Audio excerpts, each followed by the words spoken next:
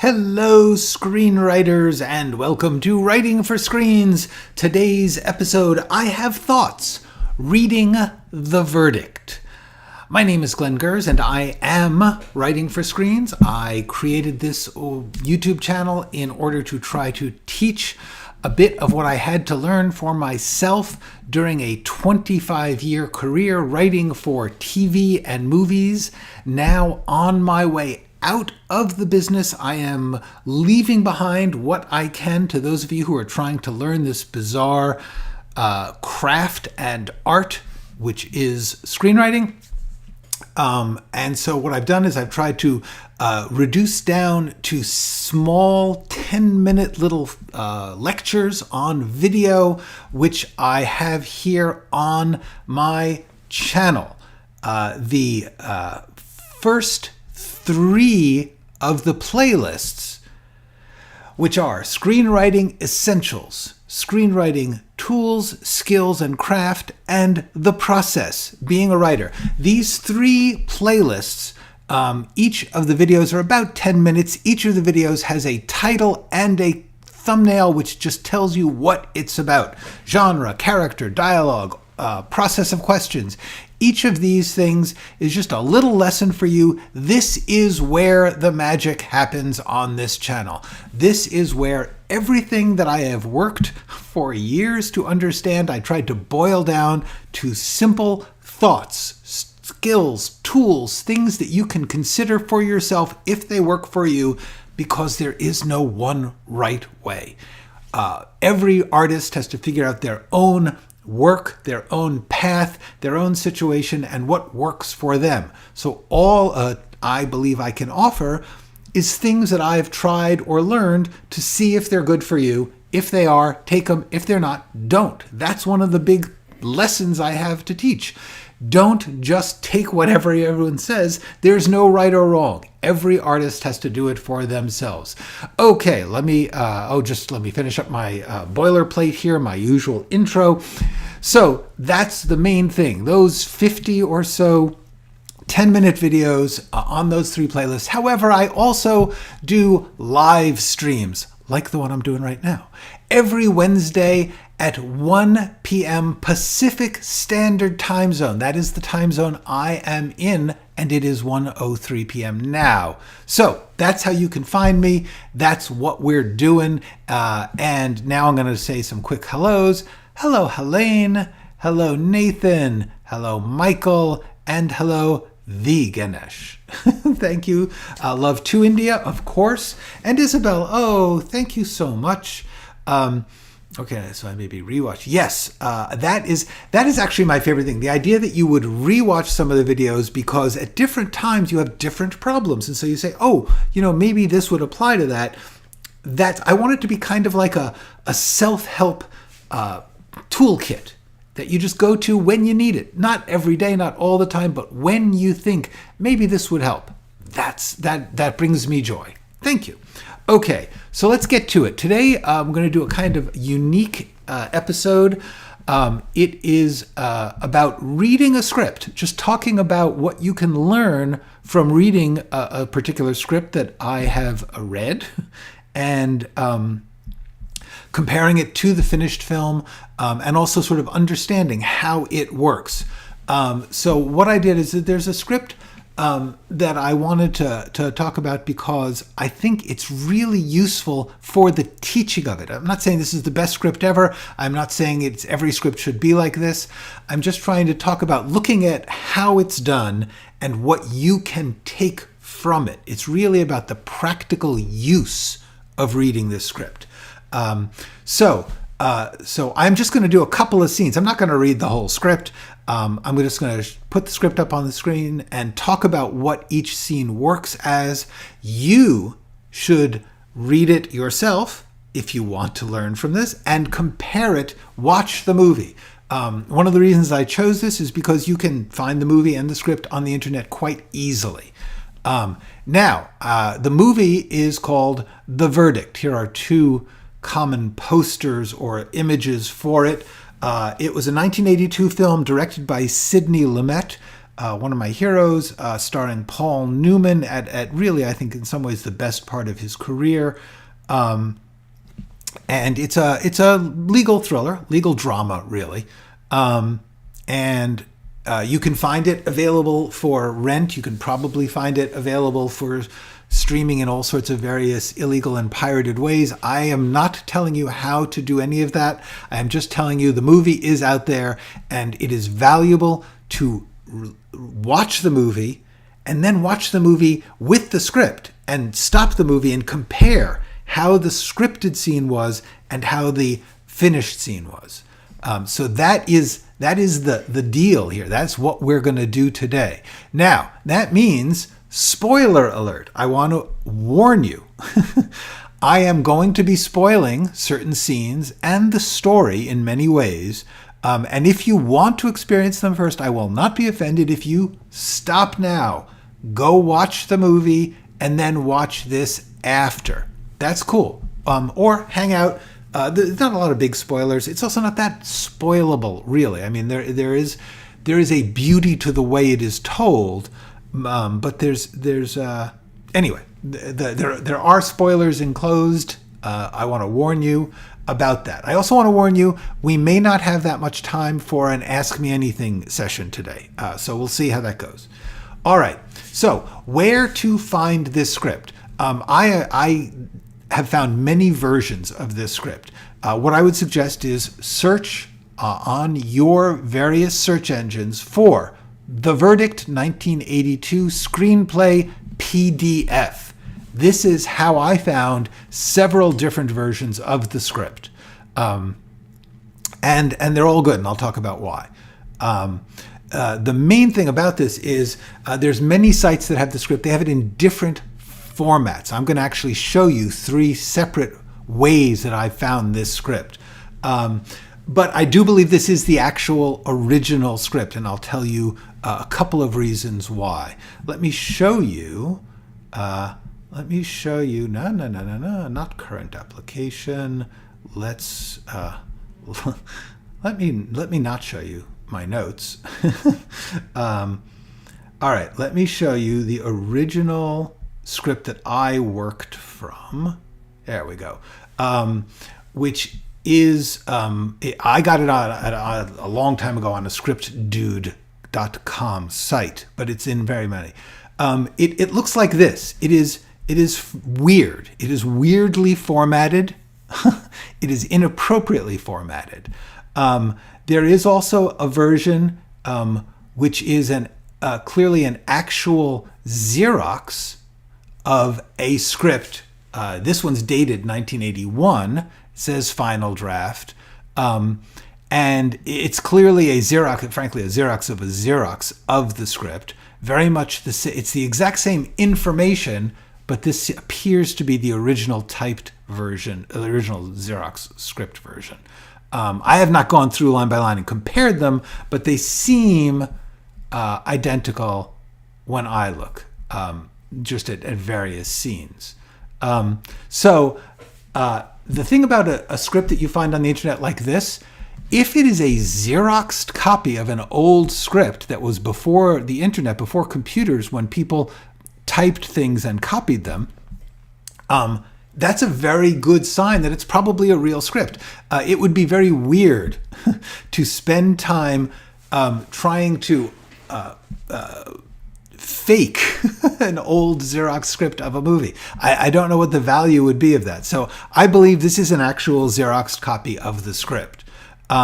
There is also a version which has been retyped. It is the exact same words, but someone ran it through. They clearly scanned this version or this version. They clearly scanned it into a computer and had it retype it cleanly for the internet. But it's the same words all the way through. So any one of these versions is fine to use as I'm looking at the script, comparing it to the movie. They are all good. I'm going to use this one for a couple of reasons. First of all, to me, it's the most readable, especially on the internet. But second of all, this weird typeface, back in the early 90s, I'm thinking, or mid 90s. I actually did know some people who were working with David Mamet, the screenwriter, in his theater company in New York City. And one of them, at the time, David Mamet was working both in the theater, winning Pulitzer Prizes, being a Broadway legend of the 1980s, and also for money, mostly, and fame. He would write screenplays and charge a fortune. And somebody showed me, they slipped me a copy of one of his scripts. It was called Bookworm at the time. It became The Edge, which is another good script. But the thing about it is it had this same weird typeface. I remember thinking, this is weird. Why isn't he using Courier like everybody else? But apparently, for whatever reason, his computer it was early computer days, he used this typeface. So I actually think this is a copy of the original. I don't know. Anyway, let's start to talk a bit about. So that's the script I'm working from. Okay. The main thing is they all have the same content. Once again, you can find these scripts upon the internet if you search for this phrase. However, just a little comical moment. If you do that phrase, you will also come upon some websites that are just garbage. And I have to just show you this because this was the synopsis on one of the sites that had this script. But the synopsis, I just have to read it because I'm not sure if it is simply somebody's bad translate software or if this is actually AI generated. I don't know.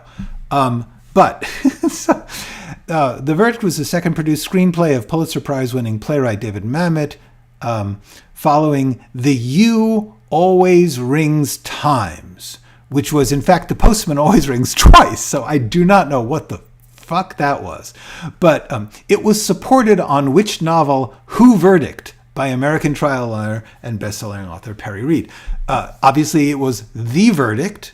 And okay, then it briefly talks about the history of the script, which is once again just garbled beyond words. So Reed's novel was sold by producers Ricardo Zanuck, that's Richard Zanuck, and David Brown, who commissioned a screenplay adaptation until David Mamet for Arthur Hiller. Like I said, I don't know. I think this is a translation error because this is just bizarre. So until David Mamet wrote it, the producers and director did not like Mamet's screenplay, which is true. So they customized a new one by J. Pressing Allen, which is actually J. Presson Allen. And then it says, by Sven Mikulik, Frank Galvin is an empty, whiskey-drenched cup starting a man. Once Ampere, successful lawyer at a reputable lawyer, determined, a dedicated professional, its life was turned positive downhearted by an incident boy might have been umranded. For this is literal gibberish. So the reason that I want to show you that is to get a very important point across. The internet is often full of nonsense, of garbage. You have to be very careful when you use the internet to learn anything. And that includes here. Don't take everything I say for granted. Use your brain. Check other sources. See if this makes sense to you. I try to give you tools that you can use and not to say what's right or wrong, but I have to say this is just wrong. This is just literal gibberish posing as an authoritative screenwriting site. So I just want to say, please beware of what you find and learn on the internet. That's the first thing. Okay, so let's just talk about why I chose this script. Here's the deal. The first reason is the simplicity and clarity of the dramatic construction is noticeable. It's remarkable, actually. You can go through this script and say, what is this scene about? And you can see it. You can figure it out. And that's really helpful when you're trying to learn how scenes work, because a lot of scenes are very, very subtle in a lot of things. A lot of scenes are very, very complicated. This one is startling in its raw simplicity. But it's not simple-minded. It's not easy. It's just really simple. And when I go through, I'm going to just go through the first 7 or 8 scenes and show you what I'm talking about here. But the point is, each scene knows what it's about. In other words, the writer knew what the goal, the intention of the scene was, and constructed it in such a way so that gives everyone a central thing to portray, to play, to direct. The director, the actors, everyone knows what this scene is about, what they have to get done. And that's a really valuable lesson that I wanted to show you. The other reason I chose this script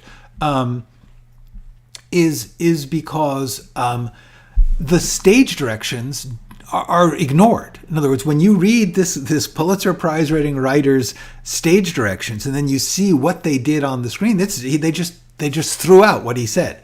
And yet the point of his vision, his intention, is kept. It's not like they thought what he was doing was wrong. It was just that the writer can't do that stuff. The writer can just give them the raw material to do it. So I gotta say, hang on just a second. I'm going to say hello to Mark. That's okay. You're people come and go. It's not a problem. I am well. I cannot advise about that at the moment. I can never advise about that. I don't know anything about work in England, but in this particular episode, I am sticking to the subject of my topic. Whether or not I get to do questions will be down the line. We'll see if I get to do them. But the short answer is, Mark, no, I don't know anything about the business in England. So check the internet. But in case you missed this part, be careful. The internet is often full of shit. Apologies if the language offends you, but it's very important. Don't just take any one, try to find the authority through which the person is speaking, their knowledge, their experience. Try to get a site which is not just trying to sell you stuff, stuff like that. Okay, so, hi Haska. So back to why the verdict. Why am I taking this hour to talk about the script version of the verdict? The reason that I want to talk about is the dramatic clarity of the action, but the complete wrongness of his description of physical action, stage directions, everything about it. They threw it all out. They did not do it, but they kept the intention, the dramatic action. And that's what I think is so important here, is that this is a truly breathtaking lesson in what I've talked about in my my video, Dramatic Action, which I will put a link to at the bottom of these description at the end of this episode. But the main thing is, what you're going to see here in comparing the script to the finished film is that the dramatic action is held to with remarkable clarity. However, the details completely thrown away. And that's a really good lesson on what screenwriting is. By the way, the fact that the visual details, the staging, the behavior is not kept in the script from the script does not mean the writer should not have written them. The writer does need to imagine the movie, imagine the action, paint a portrait with his words, simply but clearly. However, you have to do that knowing that they are going to take whatever it is you're intending there and do their version of it. They're going to find their way to do that thing. So it's important that you know the reason, the clarity of action that you are trying to convey by saying he sips his tea. there's a reason that he's sipping the tea in the script. They decided not to do sipping tea. They have him drinking alcohol, and there's a reason for both of those. That's what I want to talk about, is this remarkable ability to take the action, to keep the action, to know what the action is, but then do different versions of it, is the best explanation I can give you for how screenwriting really works. And the other reason for this is simply the dialogue is really interesting to learn from, because it's a really cool mixture of indirect, subtexty, and on the nose. And Mamet is well known for a very specific style of dialogue, and it's interesting to see how they use and don't use that. So we'll talk about that a bit. All right. This is not the best script. It is not the only way to write a script. I'm not saying this script is somehow, better than anything else or the most important thing. I'm just saying it's a really good example of this particular way to write. And I like to use it to teach from, because it's so sure of what it's doing and it does it so well. And that is a good way to learn that skill, that thing.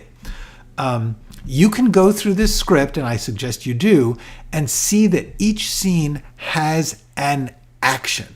A thing is happening. One thing above all. Then there's a lot of things that build to it or come from it, but there's one thing, and that thing is the point of the scene. And then the next scene has a point which in some way develops the situation that was built to in the last scene. That's remarkable. Building the problem step by step, scene by scene, throwing the obstacles in scene by scene, is really, really clear in this script. But the other thing about this script that's really cool is how much it makes the audience work. I'm going to give an example here. I wanted to briefly say some hellos. Hi, Najo. Hi, Donna. Okay, so, and once again, there are spoilers here. Towards the end of this script, let me see if I can find you this scene. Hang on.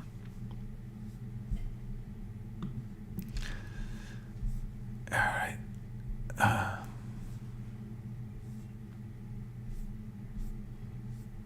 Okay. I'm just doing some quick here. Why don't you look with me? Okay. So,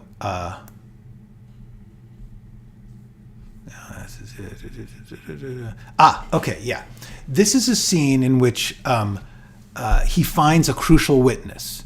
And it's a scene. She has left town. She has run away from Boston. She has moved to New York.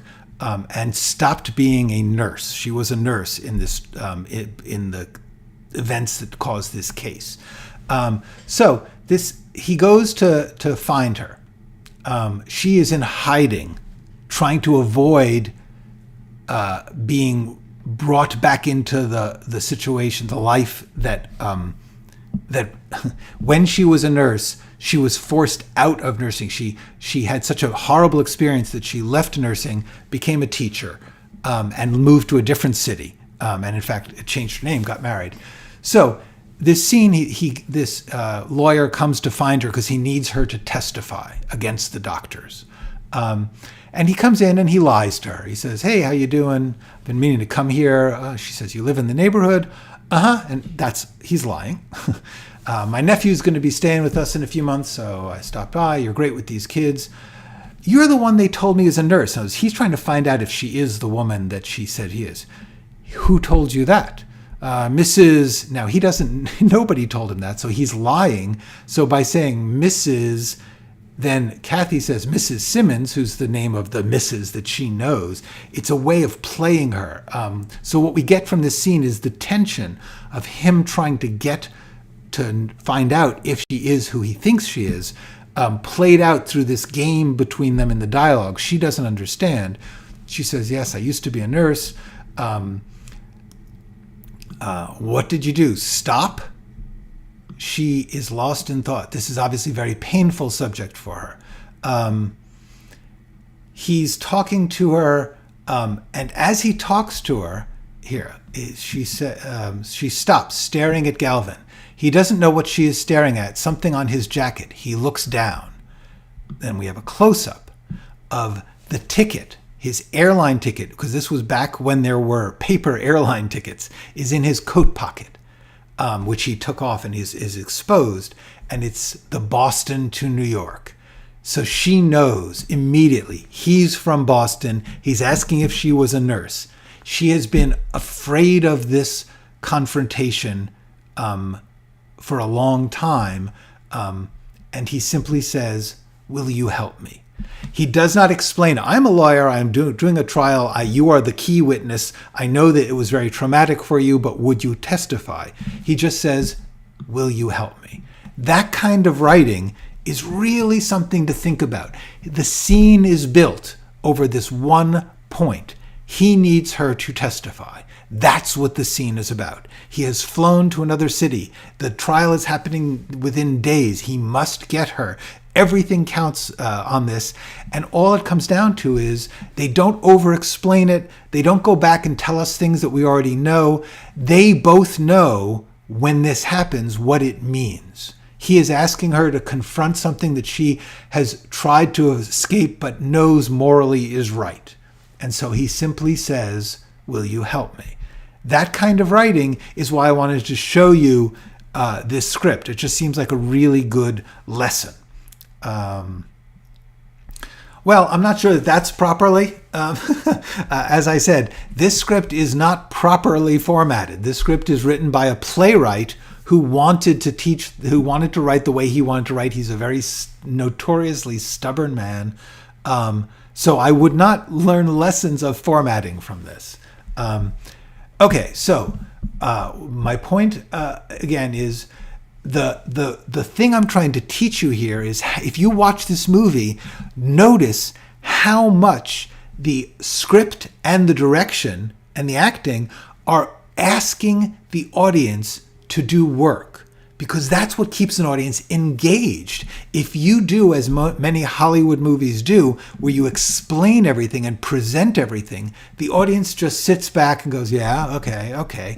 But if you do what this scene did, which is to build a question, is this the right person? And how is he going to get her to talk to him when he knows she has avoided this testimony? She has left town and left the profession and changed her life. She does not want to do this, but she knows it is morally right. So that's the tension. The tension is, will he get her to help? That's the point of the scene, and it builds to that moment, and then it doesn't have to explain it. It just presents the question, and then we're going to see it doesn't answer it. It says, will she? And we have the feeling she's going to, and that's what's going to be the rest of the trial. But the way that they make the audience work, and not in a bad way, and then the audience wants to play along. The audience wants to put things together and figure it out as they are watching. That is the lesson of this script. That is why I am trying to show you, but just analyzing a couple of scenes. I would advise you to look at the whole script and look at the whole movie and compare them and see how it works. Because this is just a really easy one to say, I see how that works. The other thing about the dialogue, which is interesting, is how much it is spoken almost as people truly speak. This is something that Mamet is famous for. He makes it very poetic. It's not really how people speak, but it's very careful to talk about, to show how people do incomplete sentences, how they often say the same thing in several ways because they're groping towards it. And I'm going to get into that in a little more detail. Yes, I love when a script assumes the audience has a brain too. Okay, so let's do some quick talk about typing, because that format question is important. This script is not properly formatted. In no version that you will read, here's a version. This is close to it, but all this angle stuff, that's not proper. It's not a good idea. First of all, you're wasting a lot of page space. And second of all, that's not your job. This is a case where the writer is so confident of his version of the story that he is over directing it in the writing. So my personal advice is do not do angle. We know it's an angle. If you have a scene, this is a working class funeral in progress. Okay, there's 30 people and an inexpensive beer seen from the back of the hall. Okay, so that has to be a wide shot. There's no way to show that without being a wide shot. And then it says a man's back filled the screen. They did not film it that way. The point was, in fact, in this descriptive paragraph, they talk about essentially one man in black, because they're both attending a funeral. One works at the funeral parlor. One is trying to get in. He is bribing the other man. So he is handing him a $10 bill. In the finished film, this is done by a close-up of the hands. All you see is two men in black. One is taking the money and giving it to the other. The other one takes the money. The first one walks in. In other words, the bribe is passed. That is what the action is. The way that Mamet describes it is not how they filmed it. But the action is clear. A man is bribing another man. Then they walk in. The next thing is the David Mamet, in his writing style, doesn't want to tell you who the man is. I personally don't agree with that. I think that you should say Frank Galvin right here. Say Frank Galvin walks in. He's the important man. This is frankly writing that the people who made the film ignored. They got the tone. They got the action. A man is coming to a funeral. He is going to try to give the widow his business card. That's the action of the scene. Yes, J. Preston Allen wrote with Mamet, wrote with Hitchcock. She was a terrific writer. Anyway, the deal here is this: the format of this writing, I do not believe is useful to you. You can do it if you want. The important thing for me to try and show you here is the simplicity. The widow, a woman in her late 50s sitting by the beer receiving condolences. I gotta say I like that. That's cool. It's simple. We're never going to meet this woman again. The point of her is she is a widow. And I believe the two men approach her. The first, the recipient of the money, just call him the funeral director. And, in this, you just make clear that it's the funeral director and Frank Galvin, and that Frank Galvin handed the funeral director some money. Just give everybody their names, and it's so much easier to read. Mamet had a theory. He wrote a book called On Directing Film. The book is wrong about so many things, but it is right in the importance of simplicity and clarity of the center of the action. So it's worth reading. It's actually really good for reading about the clarity a script requires. But his theory about not telling people things and not having emotions, which is just nonsense. Okay. Adi, yes, there's differences between shooting scripts, post-production. Yes, those for me. Yes, my point is that as far as I can tell, all of the scripts of this particular film are essentially the same pre-production shooting script, just reformatted. That's why I chose this. That what I was trying to explain was there are several versions of the script. They're all the same script. They were just reformatted. And that's why I wanted to do that, because this is very clearly a script written before they shot it, because what's described in the script is not what's on the screen. And yet, this is why it's such a cool example. The action, the intention, the point of each step is what was in the script. That's what's so cool, is to learn that the words truly don't matter that much, but the intention, the action really, really matters. Any tips to keeping simple in script? Yes. And this is a good example. Just keep your sentences simple. Keep to, frankly, I think this is overcomplicated. Another man, just name everybody. But what the point is, there's a simple person taking an action, reaches behind the first man's back and puts a discreetly folded $10 bill into his hands. This is simple writing. The description is right next to the thing. Discreetly folded $10 bill. In other words, discreetly folded because it is secretive. It is hidden. They do not want it to be seen. It is discreet. So that's a good use of description. So this man reaches behind the other man's back and passes him a folded up 10. That's clear. It's simple. Writing action. How much is too much sentences? Well, as you can see, in this case, I believe this is very close to too much sentences in that he could have just named the characters and not have to keep saying this man, that man. But otherwise, actually, one of the great things about this script is it's really simple. It's just like, boom, this happens, boom, that happens. And the author, has really minutely imagined this. And they threw out what he minutely imagined, but they kept the action. They kept the simple action. One man is paying off another to sneak into a funeral so that he can try to get this woman to call him for a lawsuit. He is a corrupt ambulance chasing lawyer. He's a loser. So that's the point. Simple is simple sentences. A person does a thing, and you describe that simply, and then you have a new sentence. Don't get complicated in your sentence. Try and keep it simple.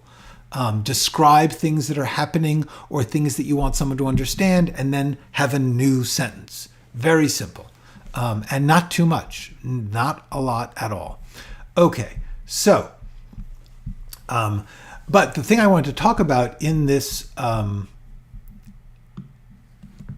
example of the different formats, aside from the fact that I'll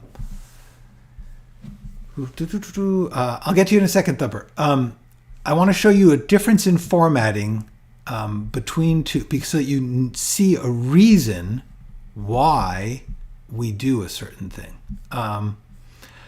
I've been often asked about this idea of breaking up paragraphs with pause or beat or various other words. Let me show you. Okay. Okay. So let me quickly show you. I'll get to you in a second, Thumper. This is the final summation, his final speech to the jury. Okay, so it's very simple. Galvin, right here's the courtroom, all looking slightly to their right. This is a silly description. It does not matter if they're on the right or the left. Really, what you want to say is Galvin stands up and addresses the jury. That's it. Okay, this is over describing, and on all this angle, he's just wasting page space to discuss, like whether or not, in fact, this was not filmed the way he describes it. Not remotely. But the important thing is, we're going into the courtroom and the judge is going to say, Mr. Galvin, it's time for your summation. And he's going to look at the jury and he's going to speak. Okay? So he says, so much of the time we're lost. And I'm not a good actor. I'm not doing this speech justice. And we'll talk more about this speech later. But the point about this is he says, there's a section here where he's saying, we are lost. We are in trouble. In this world, we feel helpless. And we become victims and we become weak. So here's the thing. In this format, they've put the pauses inside the paragraph. Now, in this format, they do what I've done. I tend to use the word beat, but pause works too.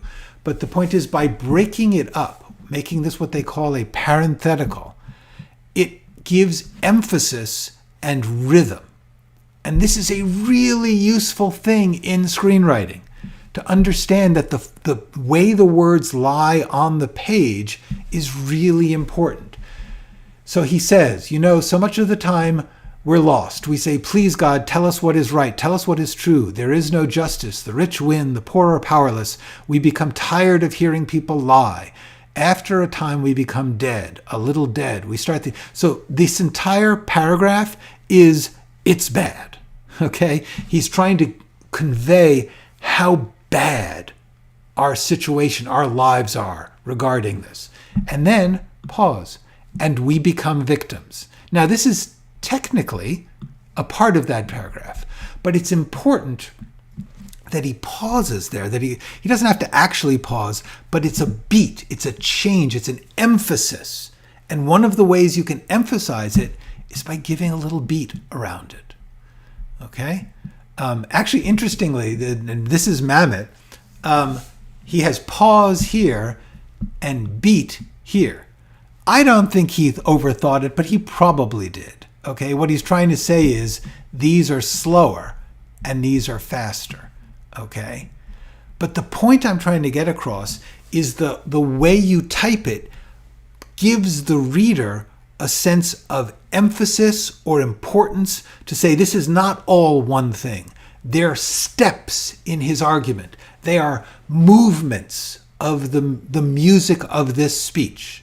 And it's really valuable to see the difference. This is just a pile of words. And this is a thing with rhythm and shape. And there's a difference between different things. Okay? And I just want to talk about that a little because I think it's really useful in this particular script to see that. Okay, so let me quickly get to it. So, does the density of description help to set the pace? Yes, and the way it helps is don't do dense description unless you want to slow it down. If for some reason you were starting a new sequence and you wanted to set a whole new location and you want to take a while to describe 5 or 6 sentences, but usually just boom, boom, boom, keep it moving. That is something that this script does very well. It actually takes its time with the way the people are working on each other, talking to each other, but it itself is moving fast, simple, short sentences. So yes, density of description helps set the pace. In general, you want your pace to move fast. Okay. So glad. Hi, Nikunj. I'm very nice to meet you. Thank you for that. How do you write a description well when you want to write a scene without dialogue? Okay, I can't do. Some of you guys have not weren't here at the beginning. I'm just going to be talking about this script today. The answer is, although this is kind of interesting, it does sort of relate to this script. In this script, as you go through, you'll see he is describing the things that are happening and the people that are doing them. That's how you keep a description dramatic. It's about people doing things. And we'll talk about that a bit. Hi, Trent. Hi, Butte. Okay. So, one thing Donna learned from film school and me is it's your job to write a clear script for the reader-producer, which is different from what is revealed to the audience who watch it. Yes, that's exactly right. You are setting up the action.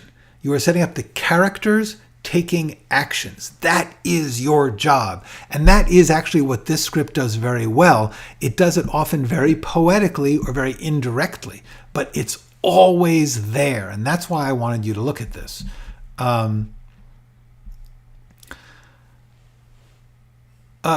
Yeah, but you don't want to over-direct it. It doesn't matter how he does it. The whole point is, if you say he looks around the room, you're telling him how to act. That's not important. He may decide to look down. That's within his job. Your job is not to tell them what to do. It's to show them there's a difference between this line and that line. And that's why this beat thing is so useful. Because what it's saying is, this line is important enough that I wanted to separate it, to say, he says, today you are the law. You are the law. And he's repeating himself. And not some book and not the lawyers or the marble statues or the trappings of the court. All of that are symbols of our desire to be just. In other words, he wants this to stop and say, this is what's important. We want to be just. We want to do the right thing. That is the point of this speech. Okay. Can you replace a... Yes, exactly the same question as Arfung was asking. And the answer is yes, but do that with respectful caution. Every time that you tell them how to look or what to do, you are, to a certain extent, taking inappropriate handles on their work. They will decide how to do what you are trying to tell them to do. So don't over-direct it in your head. That is actually what David Mamet does here, and they just ignored it. Yes, this is the difference between novels and scripts. In a novel, you are writing your language is direct to the audience. Your language in a script is for the actors and directors. So therefore, don't tell them everything. Tell them what they need to do their job, which is give them the characters and the action. That's the point.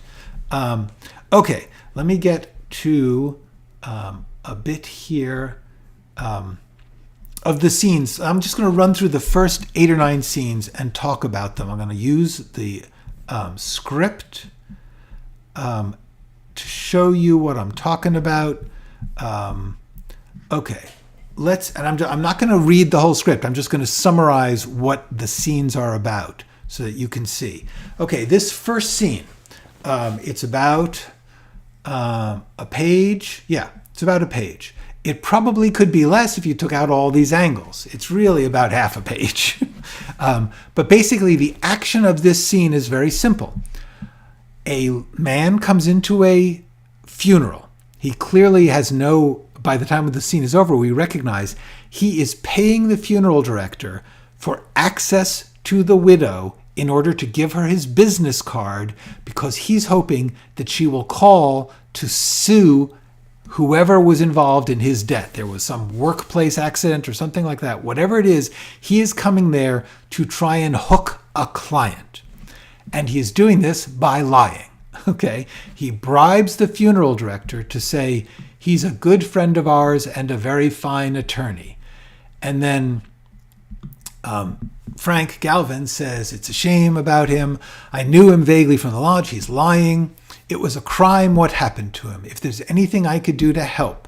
And he gives her his card, and then he walks away. That's it. This action is very clear. We are seeing that this man is using that funeral to try and drum up business, which means he is kind of a creepy lawyer. He's kind of a lowlife. He's kind of a loser. However, the movie makes that even clearer, because before this scene, they put in a title sequence in which he is in a bar playing pinball. And all it's showing is this man playing pinball in this bar in the middle of the afternoon in a nice suit and tie.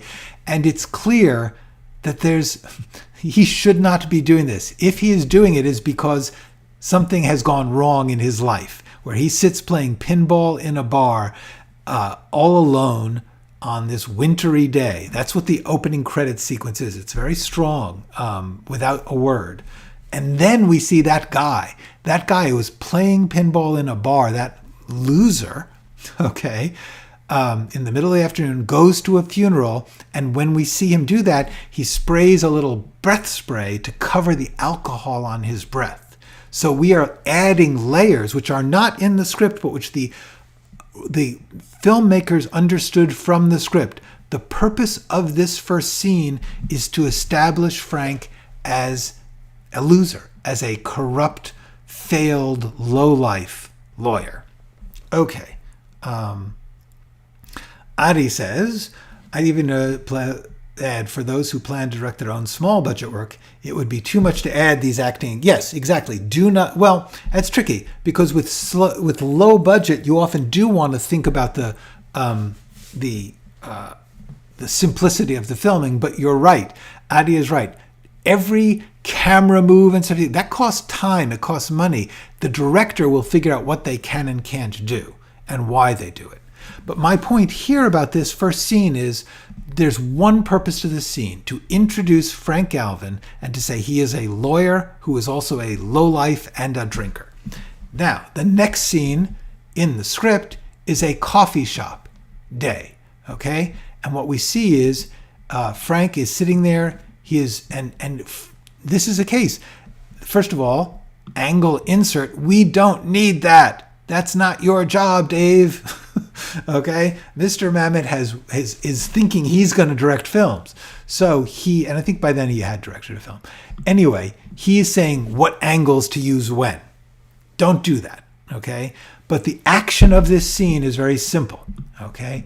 Galvin is sitting in a deserted coffee shop in his raincoat. He is reading a section of the paper. He picks up his teacup, drinks, lowers it to the table. Then there's a detail of him getting more tea out of the tea bag, and then he uses his pen to mark off a new obituary in the paper. In other words, that last scene we saw, as much as he was a loser, it wasn't like he was like, ooh, here's a special opportunity. I'm going to do something special. It's his daily routine. He goes through the paper, he picks out the funerals, he marks them off, and he goes to funerals, he gives them all his card. It's a grind for him. He's worse than we thought.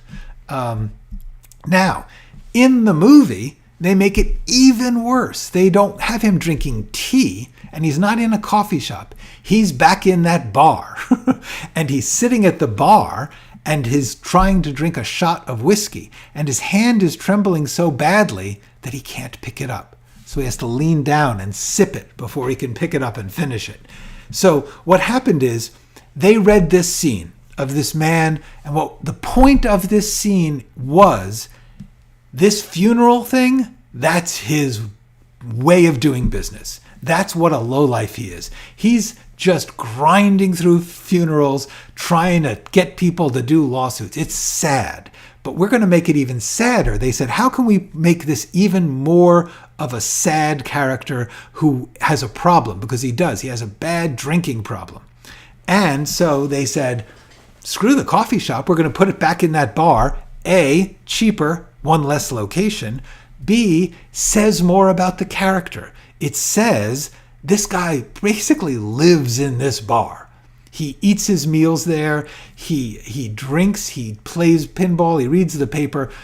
It's his office, even though he has an office. Okay? So we've added so much to the essential action, which is to show that Frank is even worse than the first scene. Then, okay. The opening of the verdict and the funeral scene give us all we need to know about the journey, the mirror he will have to face, the kind of... well, actually, I don't believe the first scene does. And the reason I'm going through this is I just believe the first 6 scenes do. The first 6 scenes, one after another, give us the character.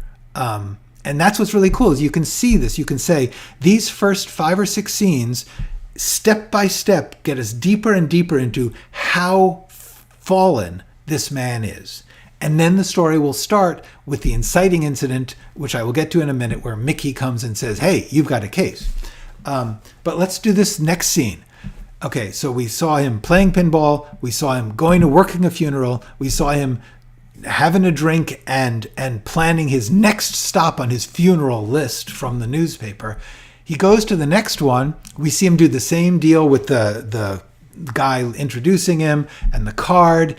But in this case, the widow's son is sitting next to her, and he's like, this is bullshit. You are a scamming lawyer. You never knew my father.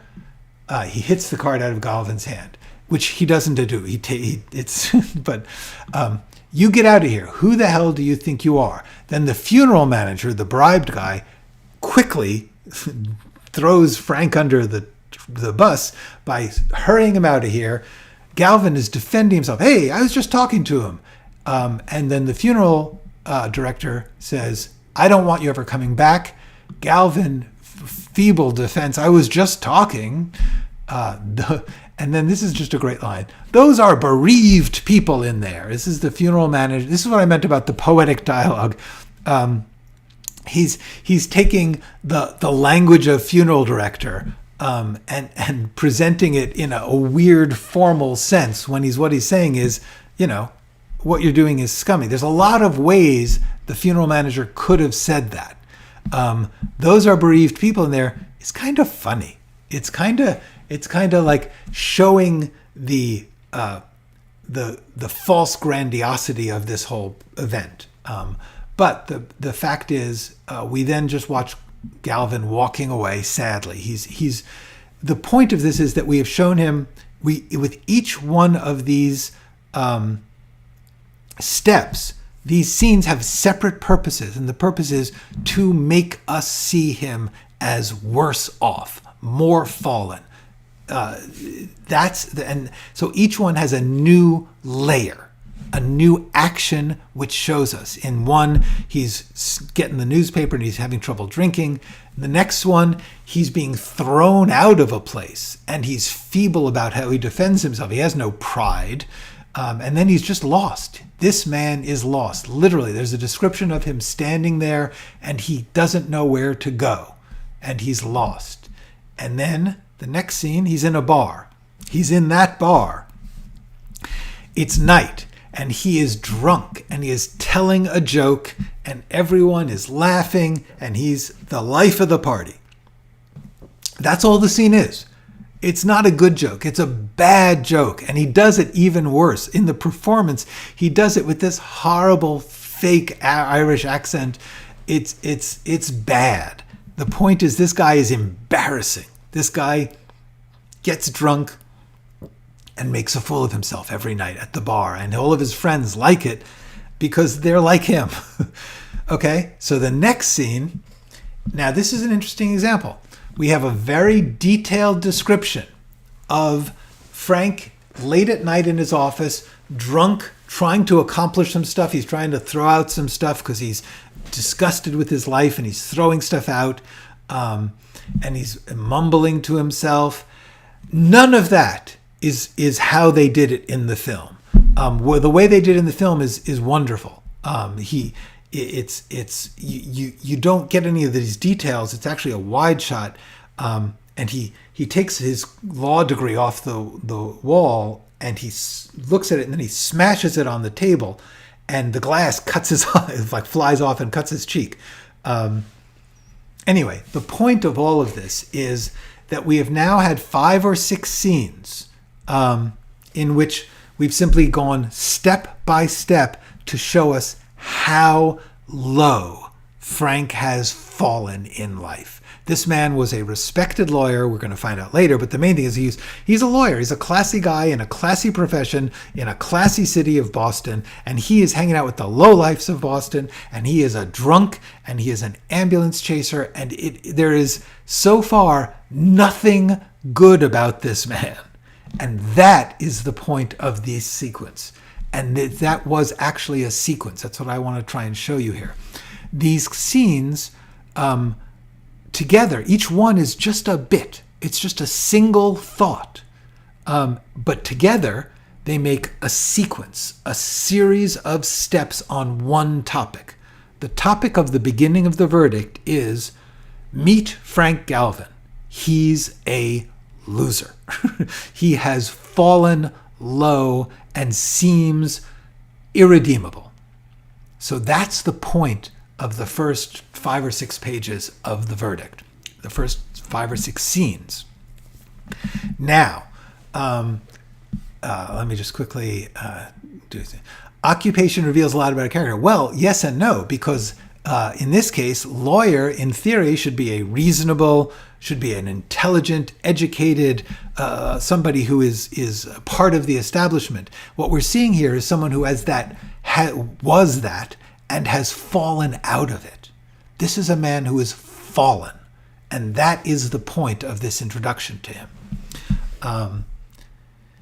Lowers it to the table too much? Well, in a sense, all of it is too much. Let's talk about that very briefly. Here's what I'm trying to say. The description in some ways in this script is too much, but it moves fast. It's clear. It's specific. It's got a point, and it is action. So I would not say it's too much. I would just say what's interesting is they don't do any of it. They take the idea of it and they find their version, which is what good actors and directors will do. They'll say, how do we convey this thing? And sometimes they'll say, oh, I get that gesture. I'm going to do it. Like the gesture of him trashing his own office in the middle of the night, drunk out of his mind. They do that, but they didn't do exactly, he lifts this, he throws that. They found their way that was comfortable for them. That's the point. So the answer is it too much? If it is conveying in a good reading way, in a fairly fast, active way, no, it's not too much. The problem is, don't get hung up on if they don't exactly do what you say, it won't work at all. The most important thing to recognize is you need to know what it is you are trying to convey by your words. That is why I am showing you this, because this script, by a Pulitzer Prize winning, at the time, legendary playwright, one of the most important playwrights of that period, and a very, very serious person about film, completely missed the boat as far as how much control the writer has with his words. Okay? However, he knew exactly what the action was at every moment of this script. And the people who did the script knew it too. They saw what he had given them and they said, great, we will now do our jobs and find our way to do that. Work on how long is enough and not too long in establishing character and situation. Thanks for helping with that. Mamet, the thing about Mamet is that he had a lot of film theory. He had a very powerful belief that he understood filmmaking in a way better than everyone else. He was wrong about that. When Mamet directs his own stuff, he believed that the actors should actually remain unemotional. He misunderstood some basic Russian film theory. There was a thing called the Kuleshov effect. The Kuleshov effect is if you put shots next to each other, and it's about the power of editing. If you put a shot of a woman or a steak or any object, I didn't mean to make the woman an object, but I meant in the case of this, and then you put a man looking at it, and you change it. For instance, the shot of the man looking, and you put a steak next to it. You cut from face steak to man, or from woman to man.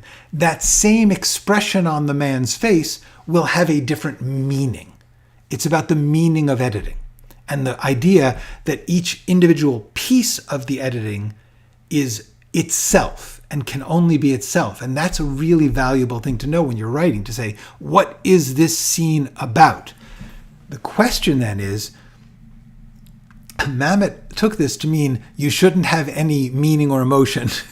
It was just a gross misreading of the idea. So he said, if the people just say their lines really hard and simple, the audience will figure it out or say, I don't know what they're thinking. But the truth is, most of Mamet's versions of Mamet's stuff, when he directs it, is stilted and awkward. And when other people direct it, like the Untouchables, like The Edge, it blooms because the directors knew to let the actors work and to take it. So anyway, okay. I don't believe he wrote True Believer, but it could be. Anyway, if Mamet is that bad, it's, two things. One, he became so famous as a playwright. He wrote startling plays in the 1980s about class and about sexual relations and about aggression that were performed in this highly energetic, poetic, common language. He would use curses like poetry. It got people's attention. It was really exciting, really cool. But the main thing he did that people don't understand is he knew what dramatic action was. He knew that when someone comes in and says something, they have an intention. They are trying to accomplish something, and they don't need to say what they're accomplishing. They need to do it in the way they speak. This next scene will tell you that, okay? Let's talk about the next scene. Having done a bunch of scenes in which we have Frank essentially alone. The people in those scenes are not important, showing us what a fallen man he is. We have his friend Mickey, an older man who was his mentor. We'll find that out later, but it's clear from the way that they behave. So basically, what happens in this scene is it's essentially a monologue.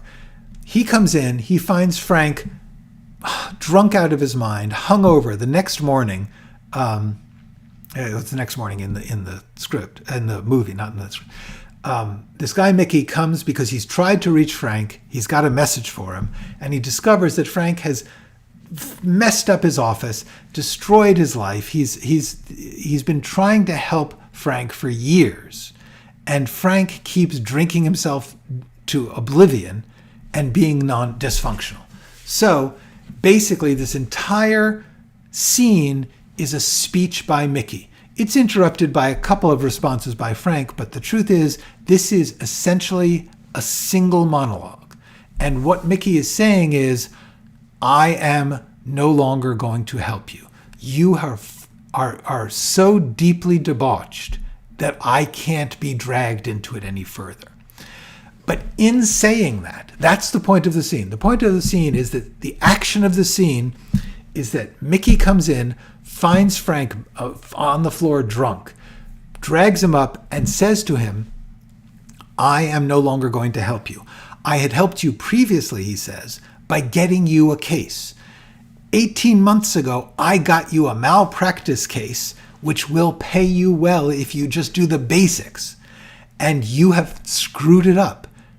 So let me run through this because it's really a cool example of this is just one action. This is Mickey saying, I am no longer going, I've had it with you. However, in the course of that, he lays out all the facts of the story.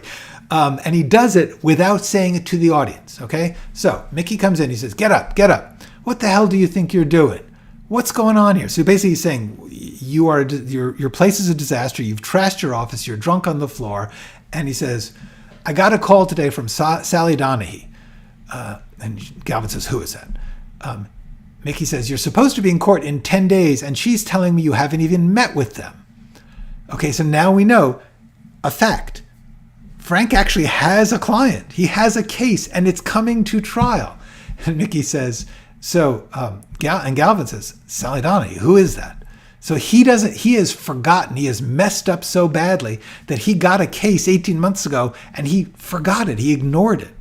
Mickey says, one lousy letter in 18 months. In the script, in the movie, he says, one lousy letter in 18 months. In the script, it says, one lousy letter 18 months ago. I try and throw a fucking case your way. I apologize for the language, but it's in the script.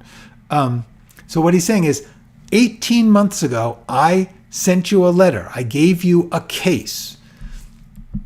Then he says, and Galvin's like defensive. Hey, I don't need your charity. I get these people to trust you. They're coming here tomorrow, by the way. I get this expert doctor to talk to you. I'm doing all your legwork, and it's 18 months. You're supposed to be in court. I bet you haven't even seen the file. So basically, we just learned the situation, which is going to be the story of this movie. In less than a page, in just a couple of lines, because he is so angry, he is reciting the facts of Galvin's failure in order to justify why he is going to end the scene by the action of saying, I give up on you. But what great writing to say, in telling this person what they have wronged him, what they have done wrong, you are actually laying out the plot. That's good writing, because Mickey has a reason to say that. He is offended, he is upset, he is disappointed, and he is scolding. That's the action. He is scolding Galvin. He is saying, you have done wrong. And in saying he's done wrong and detailing what he did wrong, he's telling the audience what they need to know about the problem of the story, which is that Frank now has a case that in 10 days he needs to learn about and get going and make work so that he can win the money. Okay. So the way that Galvin reacts, the one real clean line of Galvin in this entire thing, he says, what are you talking about? What are you talking about? And he says, hey, what are you, my nanny? In other words, don't you scold me. That is an action back. And it's showing that Galvin is not yet engaged in the case. Okay? So then Mickey says, listen to me. Listen to me, Frank. Yeah, this is Mamet. Listen to me. Listen to me. Listen to me, Frank. 3 times. That's the poetry of average speech. Mamet spent a lot of time thinking about the idea that the way that people talk, because they repeat themselves, they speak badly. And he wanted to take the bad speech of ordinary people and turn it into dramatic power. So he says, listen to me, listen to me, listen to me, Frank, because I'm done fucking with you. I can't do it anymore. Look around you. You think you're going to change? What's going to change it? You think it's going to be different next month? It's going to be the same. And I have to stop. This is it. I got you a good case. It's a moneymaker. You do it right and it will take care of you. But I'm through. I'm sorry, Frank. This is the end. Life is too short and I'm too old. Now, let's look at this because this is an action. Okay? But what he did was he built the action so that it comes at the end. This whole scene in Mickey's anger builds to the action. If he had put the action earlier, they would be debating it, but the action would be over. But by putting it at the end, we have created a scene which has a purpose. And the purpose was to put Frank in a situation where he needs to act. He has a case, he messed up, and he has no more support. Okay, that is a lot for a 2-page scene. A 2-page scene with just a guy yelling at another guy, okay? So what I would advise you to do is go through this script that at the beginning of this episode, I told you how to find it. Find a copy of the movie and watch a copy of the movie. Just watch it through the first time. Then watch it with the script and look at the script and the scene. Stop the movie and look at the scene and look at it, compare and figure out what's the action. Because all the way through the script, every scene has a specific act, a specific goal, a specific purpose. And what's really cool about this is that most of these, they have one. Most things are not that clean. And that's why I wanted you to look at this, because it's a good way to understand how dramatic action works. Many times in this, there is a speech, and the speech comes to a moment, and the moment is at the end, and it is the revelation. The speech is kind of roundabout and blustery, and then at the end, it hits you with its purpose. There's a beautiful scene, don't want to spoil this part, but Concannon, played by James Mason, the enemy lawyer, the top lawyer on the other side, is giving someone a payoff, a check. And the entire scene is simply him getting the check, getting a drink, going to this person, giving it to them. And he has this big speech about the law, about what lawyers do. And it is devastating because all it's doing is revealing his corruption. It's just fabulous. Now, a lot of people would say this is all too literary and poetic and fancy.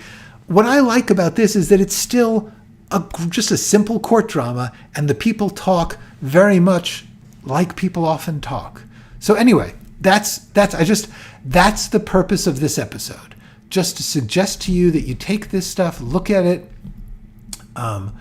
because I think there's something to be learned here from the way that this is written. Not to say you should write like this, but to understand the core screenwriting action is to understand the purpose of a scene and to build it to serve its purpose, to get its job done.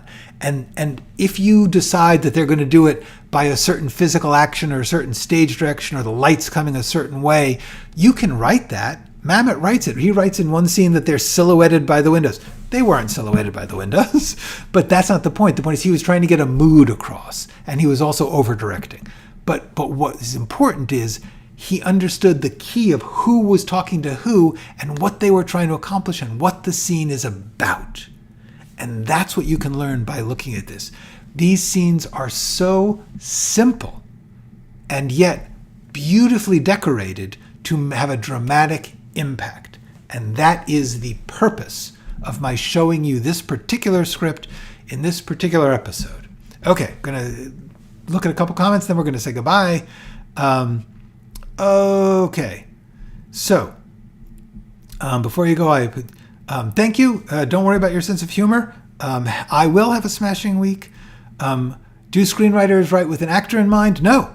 In fact, in this particular case, the original actor cast in this part was Robert Redford, who later then didn't do the part, and they moved on to Paul Newman.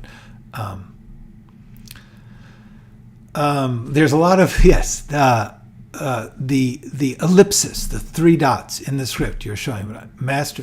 Okay, this is really, really important. The first thing that you have to remember is no one is right.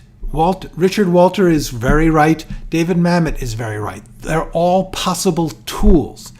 To say never use an ellipsis is as dumb as overusing ellipsis, okay? Mamet overuses them.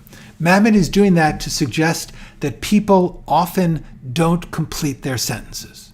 And he's right. When you listen to real people talk, they very often don't complete their sentences. And he likes to make that a point, so he actually writes it in. I knew you're a fa, and then it's just 3, because he doesn't get to finish saying father. In fact, Paul Newman says father.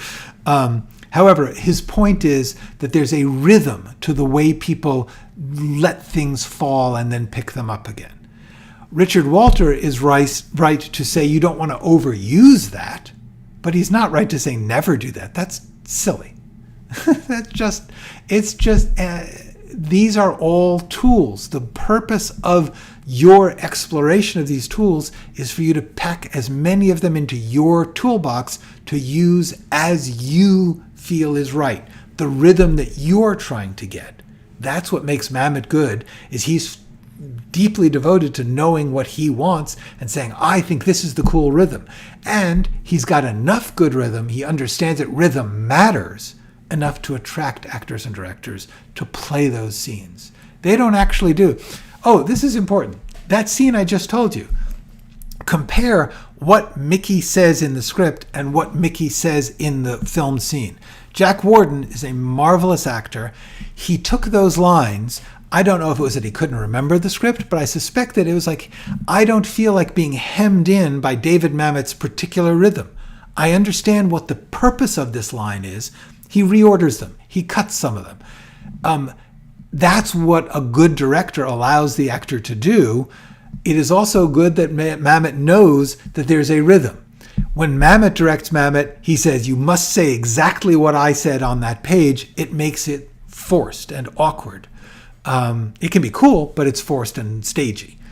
What's really cool is that Jack Warden becomes very believable because he took the point of the lines, but he also moved them around and changed them, cut some, changed the way that their certain phrases are, but the essence of them is completely stayed true to.